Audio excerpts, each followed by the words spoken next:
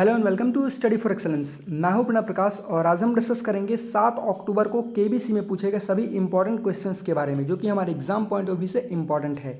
यहां पे हम ऑडियो, वीडियो और इमेजेस वाले क्वेश्चंस को डिस्कस नहीं करते हैं। वैसे आज मैंने इसमें इमेज वाला क्वेश्चन भी रखा है। तो चलिए शुरू करते हैं आज की वीडियो। और जो इमेज वाला जो सबसे पहला क्वेश्चन जो पूछा गया था कि एक इमेज दिया गया था कि टेस्ला कंपनी के सीईओ कौन है। क्वेश्चन दूसरे तरीके से था, लेकिन ये जो क्वेश्चन था बेसिकली यही था कि टेस्ला कंपनी के सीईओ कौन है और उसमें इमेज दिया गया था। तो टेस्ला कंपनी के सीईओ हैं एलॉन मस्क।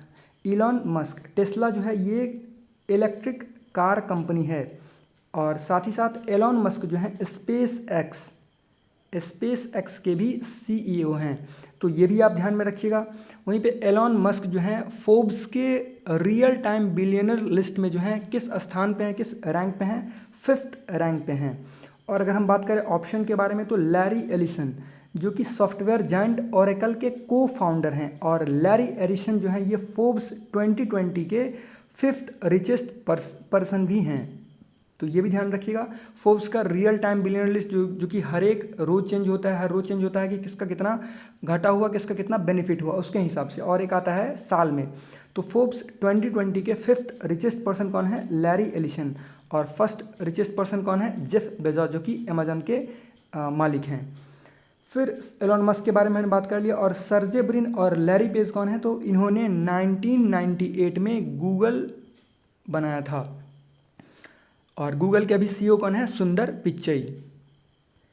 फिर नेक्स्ट क्वेश्चन है कि इनमें से कौन सा स्थान भारत के केले शहर यानी कि बनाना सिटी ऑफ इंडिया के रूप में जाना जाता है? तो इसका आंसर होगा जलगांव। जलगांव ये कहाँ पे है? जलगांव ये महाराष्ट्र का डिस्ट्रिक्ट है। और महाराष्ट्र के कुल केला उत्पादन का 50% जो उत्पादन जो होता है, प्रोडक्शन जो होता है, वो जलगांव में ही होता है। और अगर टोटल इंडिया का देख लिया जाए तो इंडिया के कुल केला उत्पादन का 16% जो प्रोडक्शन होता है केले का, वो कहाँ पे होता है? जलगांव डिस्ट्रिक्ट में, जो कि कहाँ पे है? महाराष्ट्र में है। फिर नेक्स्ट क्वेश्चन है कि किस शहर ने 2020 में फिल्म फेयर पुरस्कार समारोह की मेजबानी की? और यह पहला मौका था कि यह समारोह मुंबई के बाहर आयोजित किया गया था।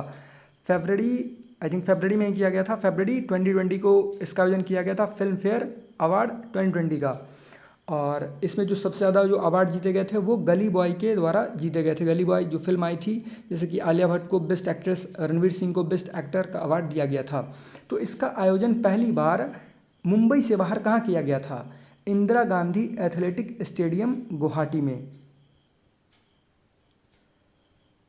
फिर नेक्स्ट क्वेश्चन है कि जुलाई 2020 में भारतीय रेलवे द्वारा जिस 2.8 किलोमीटर लंबी मालगाड़ी का शुभारंभ किया गया उसका नाम क्या है?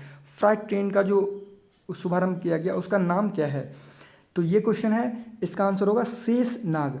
इस ट्रेन का नाम रखा गया था शेषनाग। इसमें ये ट्रेन जो है 2.8 किलोमीटर लंबा था और उसमें 4 ट्रेनों को एक साथ जोड़ दिया गया था। 4 इसमें इलेक्ट्रिक लोकोमोटिव्स भी जुड़े हुए थे, 4 इंजन भी थे इसमें। साथ ही साथ इसमें कितने वैगन लगे हुए थे? तो 251 इसमें वैगन थे। जो कि ये ट्रेन कहाँ से कहाँ तक गई? नागपुर से कोरबा तक, नागपुर टू कोरबा। तो ये भी आप ध्यान में रखिएगा, कहीं पे लिख लीजिएगा, एग्जाम पॉइंट ऑफ व्यू से इंपॉर्टेंट है। फिर नेक्स्ट क्वेश्चन है कि इनमें से किस अभिनेता की पत्नी और बेटा दोनों लोकसभा के सदस्य हैं? तो इसका आंसर क्या होगा? इसका आंसर होगा धर्मेंद्र।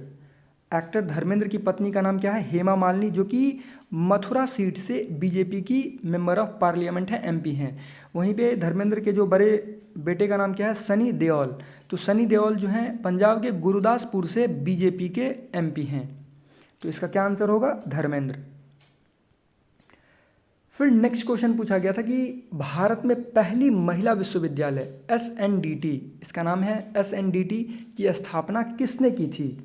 तो भारत में पहली महिला विश्वविद्यालय एसएनडीटी की स्थापना की थी धोंदो केशव कार्वे ने। इन्हें महर्षि कार्वे या फिर डॉक्टर धोंदो केशव कार्वे के नाम से जाना जाता है। तो ये ध्यान रखिएगा, इस विश्वविद्यालय की स्थापना जो है, ये विश्वविद्यालय भारत का ही नहीं बल्कि साउथ ईस्ट एशिया का भी पहला वेमेंस यूनिवर्सिटी था। इसकी स्थापना कब की गई थी? 1960 में धोंदो केशव कार्वे जी के द्वारा। और इसका नाम जो है 1920 में एसएनडीटी हो गया, श्रीमती नाथीभाई दामोदर ठाकरेज वुमेन्स यूनिवर्सिटी।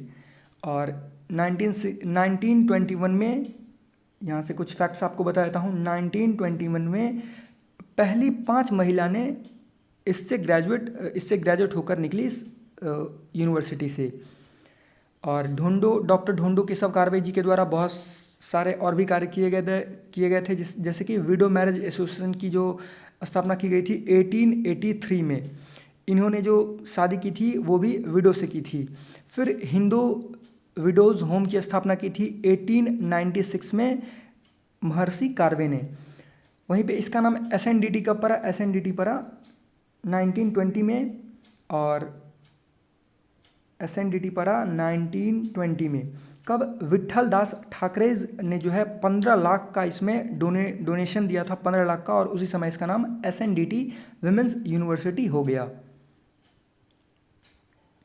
जो कि इनकी माँ थी विट्ठल दास ठाकरेज की श्रीमती नाथीभाई दामोदर ठाकरेज। फिर नेक्स्ट क्वेश्चन है कि कौन सा ग्रह अन्य ग्रहों की तरह अपनी धुरी पर नहीं घूमता? तो ये ध्यान रखिएगा, बल्कि अपनी कक्षा के समक्षेत्र से 90 डिग्री के कोण में परिक्रमा करता है। कौन सी ग्रह अपनी धुरी पर नहीं घूमता? पृथ्वी जो है अपनी धुरी पर 23.5 डिग्री झुका हुआ है, लेकिन अपनी धुरी पे ही घूमता है। तो इसका आंसर क्या होगा? सारे ग्रह जो हैं अपने धुरी पर घूमते हैं, किसके अलावा? यूरेनस के अलावा, यानी कि अरुण ग्रह के अलावा सारे ग्रह अपने धुरी पर घूमते हैं। मैं आपको इमेजेस के थ्रू भी यहाँ पे दिखाना चाहता हूँ।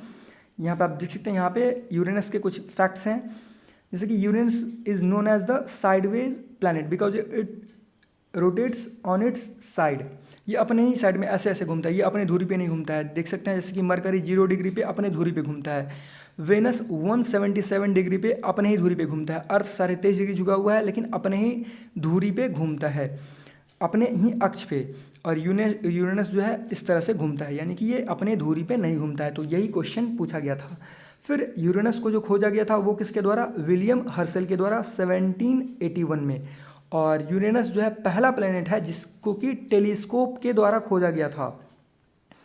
फिर यूरेनस जो है ये आइस जाइंट प्लेनेट है, यानी कि बहुत ही ये ठंडा प्लेनेट है, और ये अर्थ से 4 गुना बड़ा है। यूरेनस के पास कितने मून हैं? यूरेनस के पास 27 मून हैं, और ये एक रिंग्ड प्लैनेट है, छल्लों वाला प्लैनेट। फिर नेक्स्ट इंपॉर्टेंट क्वेश्चन है कि 1905 में बंगाल विभाजन के विरोध में और लोगों में एकता दर्शाने के लिए इनमें से कौन सा दिवस खास तरीके से मनाया गया था?